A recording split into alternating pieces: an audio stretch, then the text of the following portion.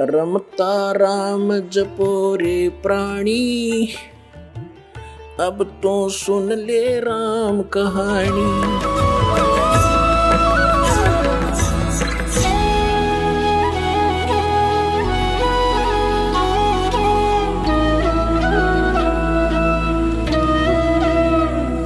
अब जो सत्संग आज सुनाना चाह रहा था दास, उसकी अब भूमिका बनी है 2 घंटे में।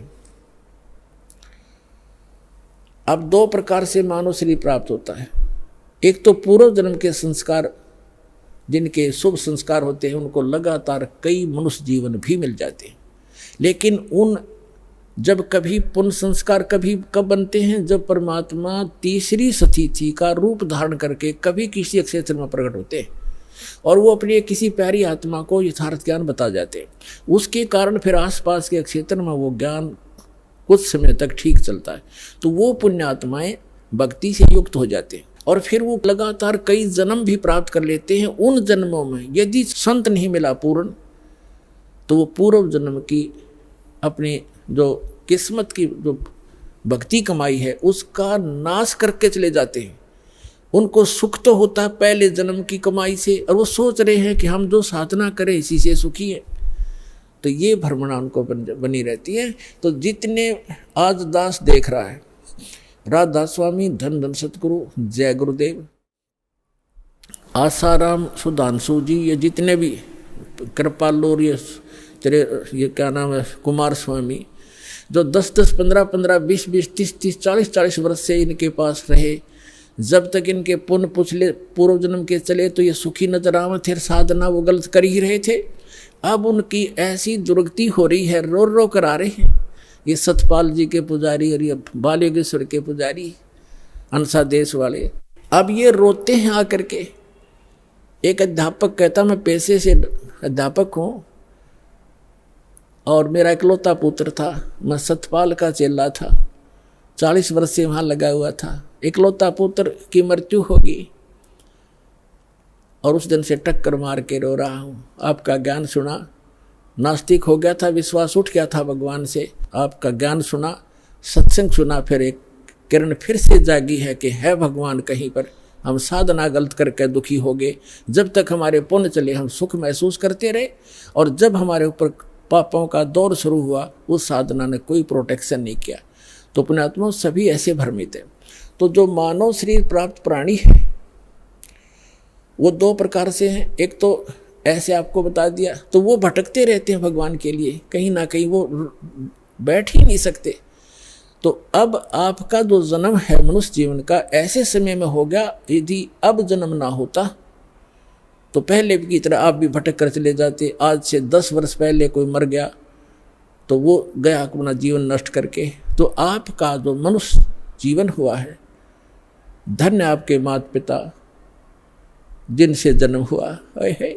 आप तो भक्ति पर लगे लगाए हो, आपको तो बहुत थोड़े से समय में समझाया जा सकता है।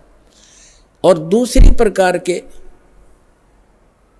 जो 84 लाख योनियां भोग करके मानव शरीर प्राप्त किए हुए हैं, तो वो क्या करते हैं, उनको आप कितना ही कोशिश करो, वो ठीक है परिश्रमी भी होते हैं, क्योंकि पहले पशु पक्षी बनकर सारा दिन परिश्रम में लगे रहते थे रोजी रोटी के लिए। एक चींटी है सारा दिन एक कण की आवश्यकता पता नहीं कितने चक्कर काटती है एक कण के लिए, एक पल की चैन नहीं। तो उनका स्वभाव ये होता है कि माया के लिए संघर्षशील रहते हैं, भक्ति के लिए कहते हैं तो कहते हैं मुझे समय नहीं, और भक्ति सुनाना चाहते हैं तो उनके गले उतरती नहीं, उठकर चले जाते हैं। तो क्या बताते हैं, कबीर साहब कहते हैं, कबीर पिछले पाप से हरि चर्चा ना भावे ना सुहावे, कहूँगे कह उठ चले ना और बात चलावे। जो पूर्व जन्म के संस्कारी प्राणी नहीं होते हैं या जिनके पाप कर्म अधिक बढ़े हुए होते हैं, उनके सामने सत्संग की चर्चा की जाती है भगवान की, तो उसके 3 लक्षण हैं। जो भक्तिहीन कर्महीन प्राणी होता है, कबीर साहब कहते हैं, कबीर पिछले पाप से हरि चर्चा ना सुहावे, और कहूँगे चर्चा चलते लटके लेगा, और ना कोई और चर्चा शुरू कर देगा। अच्छा सुन, एक बात सुन मेरी, वो फलाना काम वैसे था, वो जैसे आप कोशिश करते हो कोई रिश्तेदार भाई बहन मित्र को चर्चा सुनाते हो, 2 सेकंड सुनता है, फिर वो ध्यान ऐसे ऐसे रहता, ऐसा है ना वो एक काम जो आप वो ऐसे होगा उसको ऐसे होगा, आपको भी डिस्टर्ब कर देगा, आप बताना चाहते हो। और तीसरा कहते हैं फिर मुझे काम याद आ गया, फिर मिलूंगा, उठ कर चल जाएगा। कबीर भगवान बताते हैं कि कबीर पिछले पाप तय, जिनके पाप घने बढ़ गए, हरि चर्चा ना सुहावे, अच्छी नहीं लगेगी। और कहूँगे कह उठ चले ना और बात बनावे।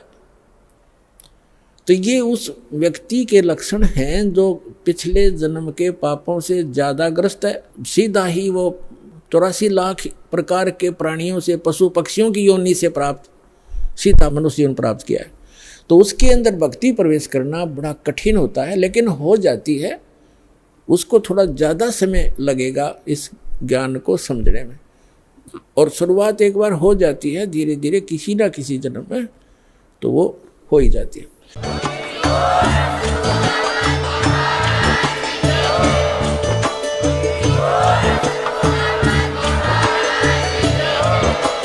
आप सुन रहे थे जगत गुरु तत्वदर्शी संत रामपाल जी महाराज जी के मंगल प्रवचन। अधिक जानकारी के लिए विजिट कीजिए हमारी वेबसाइट www.jagatgururampalji.org। संत रामपाल जी महाराज जी के शुभ आशीर्वाद से पूरे विश्व भर में 500 से भी ज्यादा नाम दीक्षा केंद्र हैं, जिन पर संत रामपाल जी महाराज जी द्वारा ऑनलाइन निशुल्क नाम दीक्षा दी जा रही है। अपने नजदीकी नाम दीक्षा केंद्र का पता करने के लिए संपर्क करें 8222880541।